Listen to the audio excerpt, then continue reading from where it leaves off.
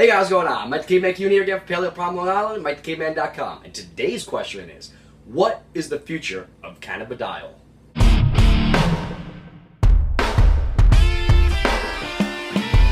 I'm the caveman.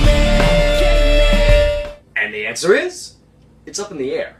And that's an unfortunate answer to have, because the fact of the matter is, CBD, or cannabidiol, which is the non-psychoactive portion of the cannabis plant, is one of the many cannabinoids that is at the precipice of the future of medicine.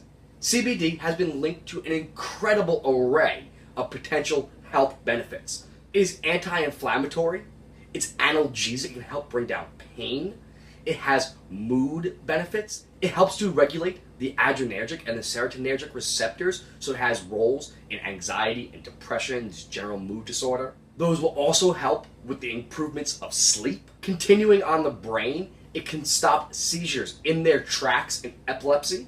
It's been shown to bring people back from neurodegenerative diseases like Alzheimer's and Parkinson's. It's helped to regain mental clarity in those cases, as well as just general dementia. In terms of cancer, it's been shown to induce apoptosis, which is programmed cell death, which is normally supposed to happen, but cancer cells normally turn off. CBD can turn that mechanism back on. It has shown anti-proliferative effects, meaning that it can stop the growth of cancer cells. It's shown anti-angiogenic effects, meaning that it can stop the blood supply that the cancer cells make to metastasize, to get elsewhere. Basically, cancer cells, what they do is they create new blood vessels. That new blood vessel system is how they allow themselves to grow into other places, how they are able to metastasize. They have anti-emetic effects, meaning that they can help with nausea and vomiting, which is a common side effect of chemotherapy. We mentioned before, they can bring down pain and inflammation.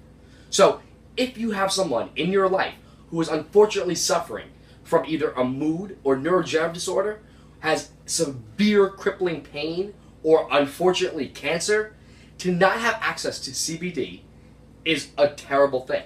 So why is this coming up today? Well, unfortunately, the DEA's new ruling regarding the placement of CBD on the schedule list is going into effect today. Now, they are claiming it's for clarification and clerical purposes, but let's be very clear on this.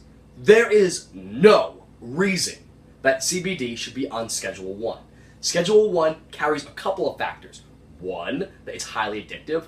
2, it has no medicinal value, which, as we listed before, is completely erroneous. I'll put in the description some links for some articles I wrote over at Rebel Health Tribe about why that's not true, and why the DEA and the FDA are doing this. And while you're over there, if you want to see some of the literature, I have links to over 50 articles from the scientific publications. But back to the point at hand. The DEA has no jurisdiction here. The fact of the matter is, Congress was very clear in the way that it defined the cannabis plant under the Controlled Substances Act. Moreover, in the U.S. Farm Act, it was very clear in how it defined industrial hemp. And provided that we are talking about a cannabis plant that has less than 0.3% THC, we are talking about hemp, and the DEA has no jurisdiction over that. Essentially, the DEA is attempting to make law, and that is something it cannot do. So what can you do?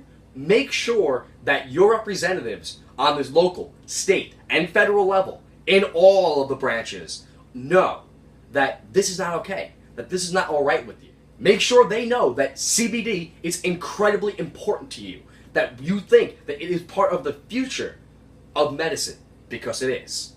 It will help in solving most of our epidemics. So make sure they know. So your biggest takeaways for today are that what is the future of CBD? Unfortunately, I don't know. As of right now, regulations on it are becoming incredibly swirly. And we need to make sure that stops. Because the fact of the matter is, the future of medicine rides on cannabis, particularly the CBD, and other compounds from plants like it, are going to be a major driver of that. They're going to be major contributors to solving the diseases of Western civilization.